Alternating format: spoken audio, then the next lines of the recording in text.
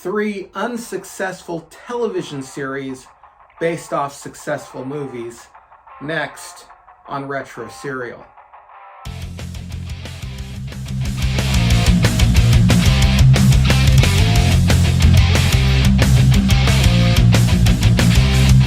Hey everyone, welcome to Retro Serial. I'm your host, Ian C. I'm glad you could be joining me for today's program. On today's program, we're going to be talking about 3 unsuccessful television series that were based off of successful movies. Many times when you have a successful movie, it produces a lot of money, and those in the higher ups just want to see that money kind of keep coming in. Well, I'm not sure if that's all there is to it. I'm sure there's some artistic credibility to wanting to produce a television series off a successful movie. But today we're going to be talking about those television series produced off of movies that weren't successful, but the movie was. But before we get to that list, would you do me the honor of please hitting that thumbs up button, hit the subscribe button, hit the bell notification if you want to know when these things are available, and share this on your favorite social media and let everyone know about the great content you're getting here at Retro Serial. And if you want to go a step further, please visit our Patreon page. On our Patreon page, we have a tip jar, which is just $3 a month, kind of a thanks for producing this content, but also we have the Cornflake Club. The Cornflake Club is our very first tier in which you're getting exclusive content a day early. So all of the videos and all the podcasts that Retro Serial produces, people who are in the Cornflake Club get those a day early. And let's get to that list. But before we get to that list, let me just remind you of one more thing. This is really in no particular order. So let's get to the list. Coming in at number 3 is The Crow, one of my all-time favorite movies, as well as one of my all-time favorite soundtracks, starring the late Brandon Lee, son of martial arts icon, and the late Bruce Lee. This movie came out in 1994 and is a dark superhero movie where Eric Draven, played by Brandon Lee, comes back from the dead to avenge his murder and his wife's rape and murder. This successful movie produced a TV spin-off, The Crow: Stairway to Heaven. This Canadian supernatural drama ran from September 25th, 1989 to May 22nd, 1999, and was taken off the air only after 1 season and only after 22 episodes. And here's a bonus fact for you. Not only did The Crow produce this television series in 1996, there was also another television series produced by the BBC, which was only a 4-part miniseries. Did you see either one?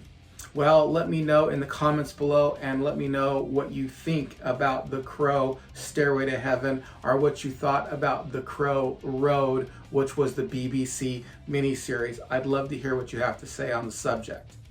The number 2 position goes to Weird Science. This John Hughes classic was released in 1985, starring Anthony Michael Hall, Ian Mitchell Smith, and Kelly LeBrock, among other great names in Hollywood.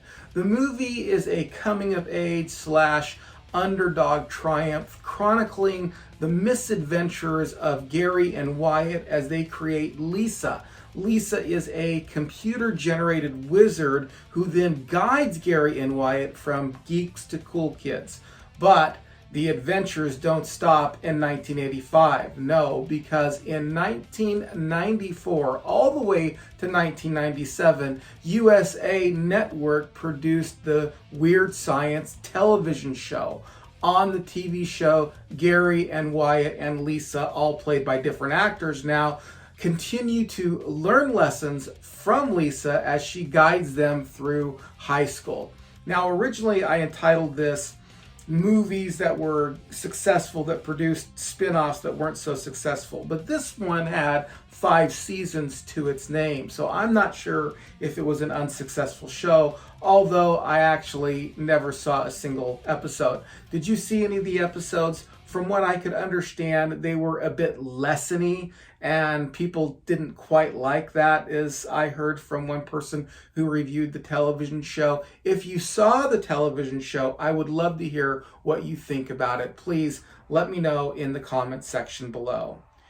And coming in at number 1 is Bill and Ted's Excellent Adventure, released in 1989 and starring Keanu Reeves and Alex Winter and George Carlin. This time-traveling comic adventure tells the story of Bill and Ted, who in the future write and perform music that unite the world and put an end to all violence and strife. But they will never be able to do this if they do not have a good grade on their history project.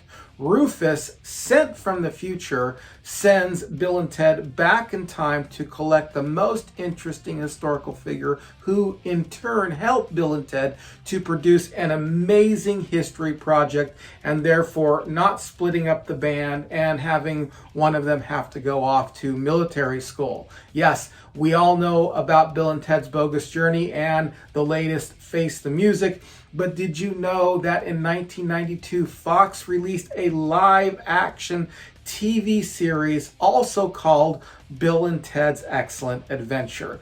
The reviews and viewing were super poor on this, producing a total of 8 episodes. It's 7 episodes with a pilot episode, and came to an end not even completing 1 season. And it continues this slacker meets time traveling adventure series. What I saw of the show and what I could tell you about it is it's really, really bad, and it seems more like an SNL skit of the show rather than continuing the adventures. And here's a bonus fact for you. Did you know that not only did Bill and Ted's Excellent Adventure produce 2 sequels and a television series, as you know now, but it also produced 2 actually separate cartoons. Yes, they were actually 2 separate cartoons for Bill and Ted's Excellent Adventure. Did you ever watch any of these episodes? What did you think? Leave it in the comments section below. Thank you for watching. And were there any television shows based on movies that I left out that you would have put on your top 3 list that I didn't put on mine? Let me know also about that in the comment section below. And before you leave, please don't forget to hit the like button, hit the subscribe button, hit the bell notification, hit the share button, head on over to Patreon and hit me up on the tip jar, or be part of the Cornflake Club where you get early releases on all this stuff. And as always, thank you for watching, and stay retro, everyone.